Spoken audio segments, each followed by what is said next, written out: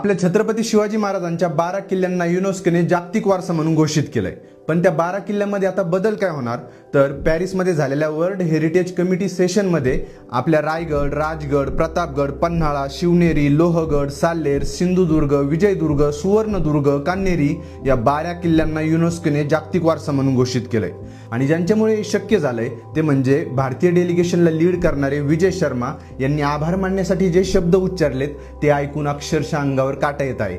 This is a historic day not only for India but especially for the Marathi people all over the world. The rich cultural heritage of the Marathas has been honored. The Maratha military landscapes, we dedicate this inscription to the wisdom of Chhatrapati Shivaji Maharaj. I end with a Marathi phrase, जय भवानी जय शिवाजी। आता आपल्या त्या 12 किल्ल्यामध्ये काय बदल होणार तर सगळ्यात पहिलं म्हणजे त्यांना आता ग्लोबल रिकॉग्नायझेशन मिळणार।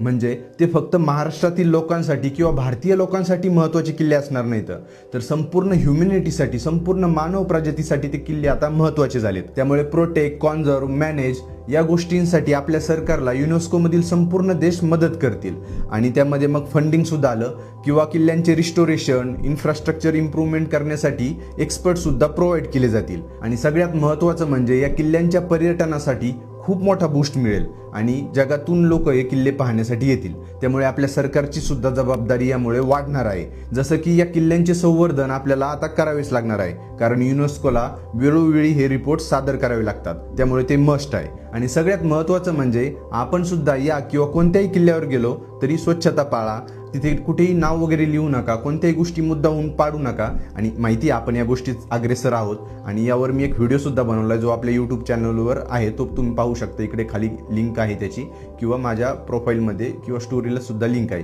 तो व्हिडिओ तुम्ही पाहू शकता। आणि स्वच्छ ठेवल्याने आपण एक मावळा म्हणून छत्रपती शिवाजी महाराजांच्या या किल्ल्यांना मानवंदना तर देऊ शकतो, पण आता संपूर्ण ह्युमॅनिटीच्या एका वारशाला आपण जपू सुद्धा शकतो। आणि ही अभिमानाची गोष्ट जेवढी होईल तेवढी शेअर करा, लाईक करा व चॅनलला सबस्क्राईब सुद्धा करा। इंस्टावर पाहत असेल तर फॉलो सुद्धा नक्की करा।